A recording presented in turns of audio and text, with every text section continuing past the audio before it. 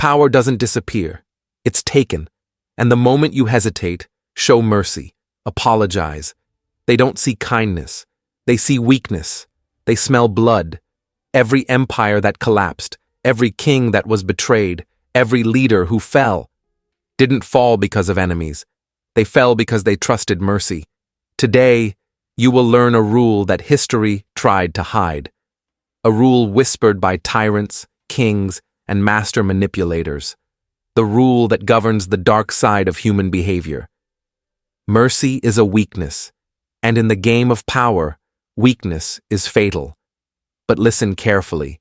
This is not a call to be cruel without reason, number. This is a warning. Because the people you spare today may be the ones who destroy you tomorrow. They will take your forgiveness and use it as a knife. They will take your compassion and brand it as fear. The game has already begun. Pieces are moving. And tonight, I'll show you why even a single moment of mercy can end everything you've built. Every fall from power begins the same way, not with a battle, not with a sword, but with a moment of mercy. You forgive someone who failed you. You spare someone who tried to hurt you. You trust someone who already showed disloyalty. And in that second, the armor of power cracks. You think they'll be grateful, loyal, changed. They won't, because mercy is not remembered as kindness. It is remembered as permission. Permission to disrespect you. Permission to disobey. Permission to try again, this time smarter. History doesn't lie. Julius Caesar spared his enemies, Brutus, Cassius, men who kneeled before him in false loyalty. He could have erased them from existence. He showed mercy, and they repaid him with a dagger to the heart. Emperor Ashoka showed mercy after war. His enemies rose again, tearing his empire from within. Modern CEOs, generals, rulers, the ones who vanished overnight, they didn't fall because they were outsmarted. They fell because they hesitated. Mercy is noble, but power is not about nobility. Power is about survival, and survival doesn't wait for gratitude. When you show mercy to someone who wouldn't show it to you, you are not being good. You are being prey. Power isn't held by love. It's held by fear and respect. People don't follow you because they adore you. They follow because something in you is untouchable, unbreakable. And the moment they sense softness, the moment your voice trembles, your hand hesitates, your rules bend, they stop fearing you. And when they no longer fear you, they don't obey you. They don't protect you. They replace you. Machiavelli said it clearly. It is safer to be feared than loved. Why? Because love is temporary, emotional, easily swayed by jealousy, by rumors, by one mistake. But fear is loyal. Fear keeps people in line even when they're angry, even when they disagree. But mercy removes fear. It tells them, you can hurt me, and I will forgive you. You can betray me, and I will still let you stay. And once they believe that, you no longer command power. You request it. Look around in your life. The friend who always disrespects you, the coworker who keeps crossing lines, the person who mistreats your kindness again and again, they don't respect you because they don't fear losing you. Remember this. Power isn't destroyed in a loud moment. It quietly leaks away with every undeserved second chance. People rarely betray you because you were cruel. Most betray you because you were kind to the wrong person. Mercy feels like strength, but to the ambitious, it signals an opening, a weakness. In the world of power, mercy does not convert enemies into friends. It converts them into opportunities. Think of it. You spare someone who failed you. You show compassion. You let them stay. What happens next? Do they become loyal? Grateful? Number. They think, if I could survive that, I can go further next time. Mercy doesn't change character. It only delays consequences. The snake you don't kill doesn't become harmless. It just waits grows, and learns where your hand is weakest. Look at the stories we are told. Kings who spared rebels, leaders who forgave traitors, rulers who softened their law for family, for friends. They believed mercy would earn loyalty. Instead, it seeded rebellion inside the walls. Never forget, mercy is remembered longer by the one who received it than by the one who gave it, and the one who received it spends every day deciding whether to honor it or exploit it. Mercy feels noble. It feels righteous.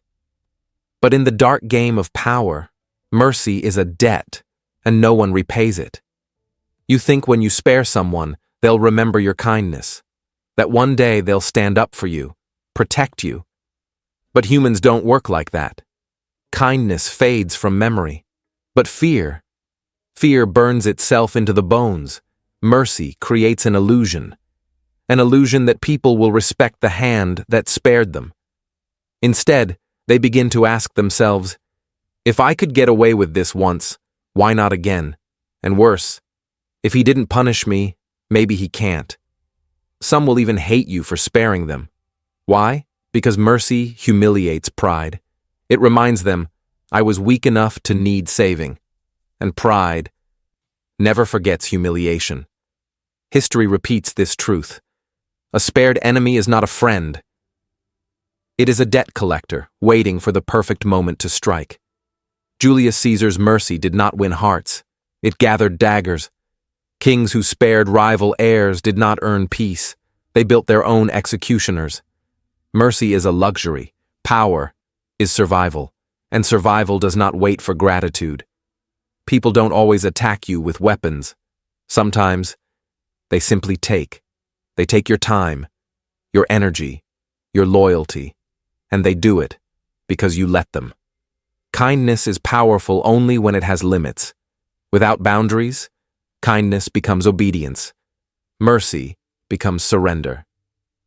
In the dark psychology of power, people test you, not with big moves, but with small violations. They ignore your first rule. They disrespect you once. They lie once.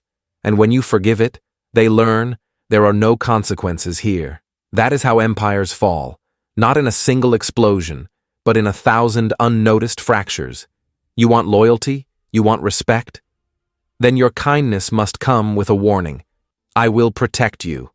I will stand with you. I will be fair. But if you cross the line, I will not hesitate. Mercy is not the problem. Mercy without strength is. A king who cannot punish, cannot protect. A leader who fears being cruel, ends up being ruled. The world doesn't respect softness. It respects control, and control doesn't live in mercy. It lives in consequence. Power is never personal. It's public. Every decision you make, every punishment, every act of mercy, is not just seen by the one who receives it. It's seen by everyone watching. When you punish betrayal, people don't just fear pain. They learn the price of disloyalty. But when you spare betrayal, you teach them something far more dangerous. You can do the same. You might be spared, too. Mercy is not a private act. It's a broadcast.